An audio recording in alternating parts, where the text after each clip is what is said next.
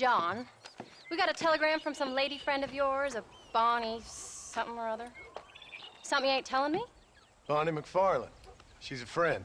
Mm. Saved my life when I went after Bill and nearly got myself killed again.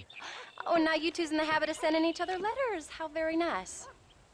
It weren't nothing like that. What's it say? I don't know. I can't... Well, you know I can't read. Give it here. You read that thing out loud? I ain't hiding nothing. Dear Mr. Marston, stop. Need corn sacks. Stop. Emergency. Stop. Weevils and moths ate entire county supply. Stop. Can you help?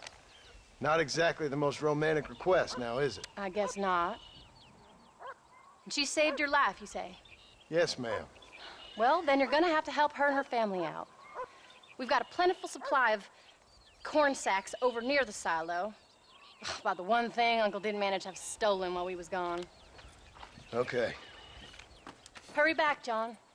And John, what's she like? You know. A little bit like you, I guess. She's a woman in a man's world.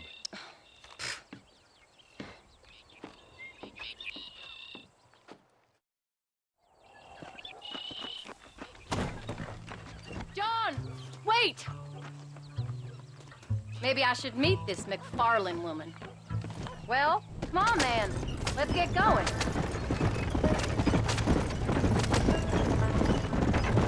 I don't think I can let you go off again without me. Fair enough. I'm glad of the company. You only had to ask. Ask?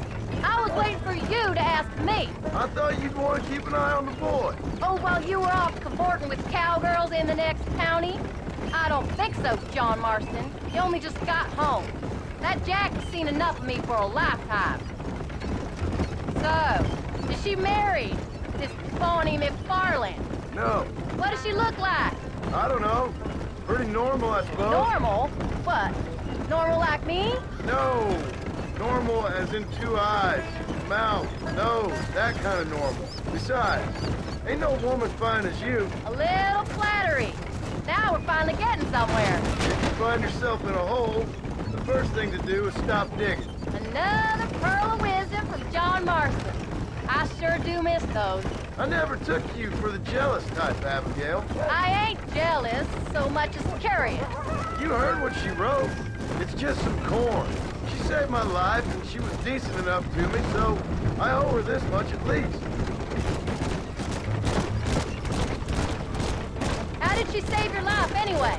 She found me half dead on the side of the road and took me to the doctor. Most folks would have left me there. Half dead from what? Bill didn't take so kindly to me visiting unannounced. Bill never did like surprises. How was he? Same as he was when we left. Angry and dumb. Taking his revenge out on the world. People down there was really scared of him. Of Bill? You gotta be kidding me. He was only frightening if he was afraid of dumb fools. Bill weren't so bad, but when Dutch went crazy, Bill took it hard. For a while, we all thought we'd found something right. Better way to live, but it was just a lie. So you saw it before they did. Maybe. But they was still kind of a family. A family that left you for dead. You knew the truth, John, and they hated you for it. Where'd they take you? Who? Those government bastards. Where'd they hold you and Jack? I ain't sure. They kept our eyes covered there and back. Can't have been too far from here, though. They treat you right? It ain't the first time I've had a gun to my head, John.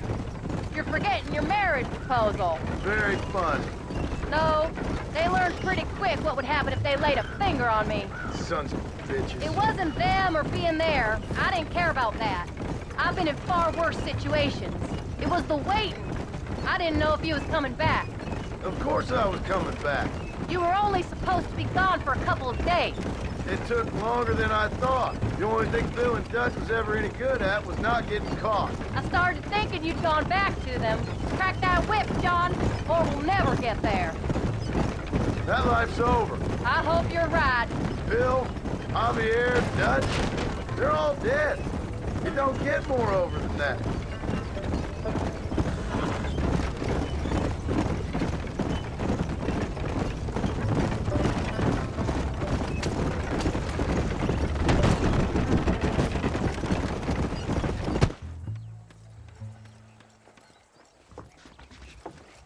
came. Thank you so much. We lost the entire harvest. Miss McFarland, I'd like you to meet my wife, Abigail. Oh, ain't you quite the gentleman all of a sudden? It's a pleasure to meet you, Mrs. Marston. Likewise. Thank you for saving my husband's life and for teaching the miserable goat some manners, among other things. I didn't teach him anything. I know better than to try to change a man. You should meet my father. Oh, people can change, Miss McFarland. John and I have to believe that more than anybody. This is a decent first harvest for you, John. You should be proud. That's good land you got there. How are you feeling, Mrs. Marston? From what your husband told me, it must have been awful for you. I've been through worse, and I knew he'd be back before too long. He can't cook a meal to save his life. Abigail, in my darkest hours, when I was most homesick, just the thought of one of your rat meat stews kept me pushing forward. Well, about as amusing as a weeping saddle sore, ain't he, Mr. Farland? If you're gonna start yammering about women's work, John, I'd say you might be in the wrong company. I'd say so, too. I never felt so outnumbered.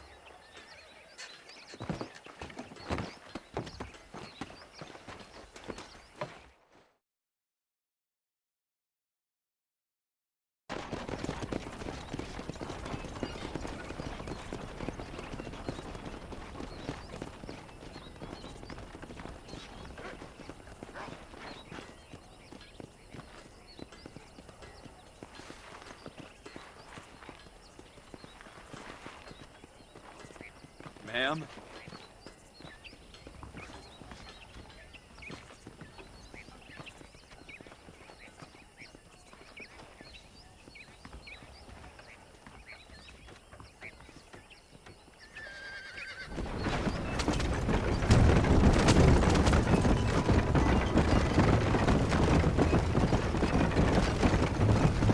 So that was the famous Bonnie.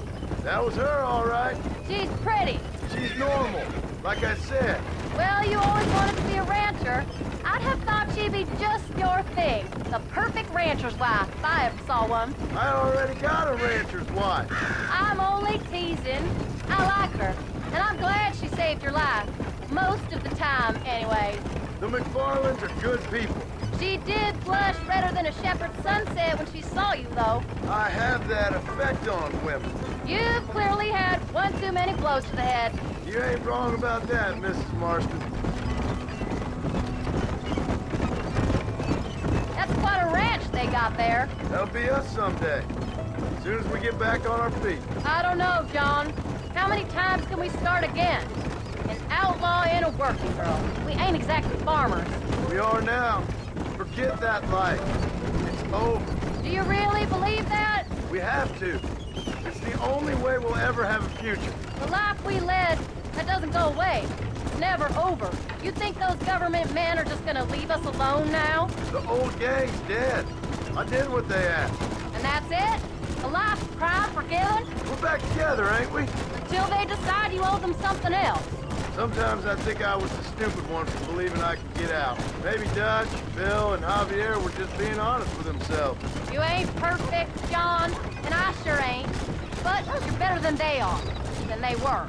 Maybe we can't change, but we gotta try, for Jack's sake. Even if we have to start again 100 times. It's better than going back to what we were. How's Jack doing? Angry, upset. He's been through a lot. I hope he's gonna be all right. It's gonna take time. For a while, his world was safe.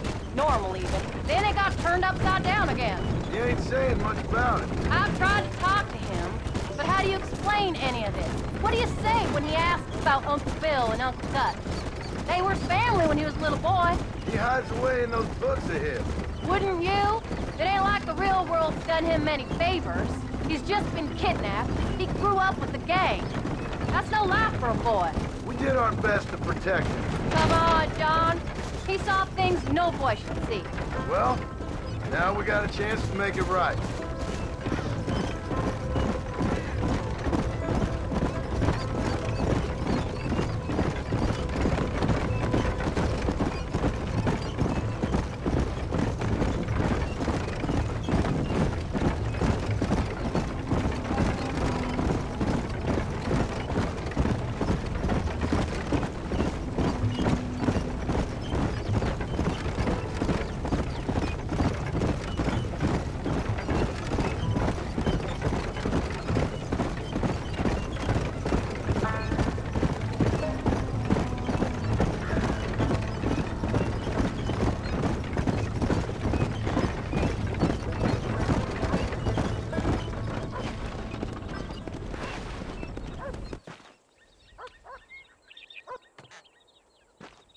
We did good today, John.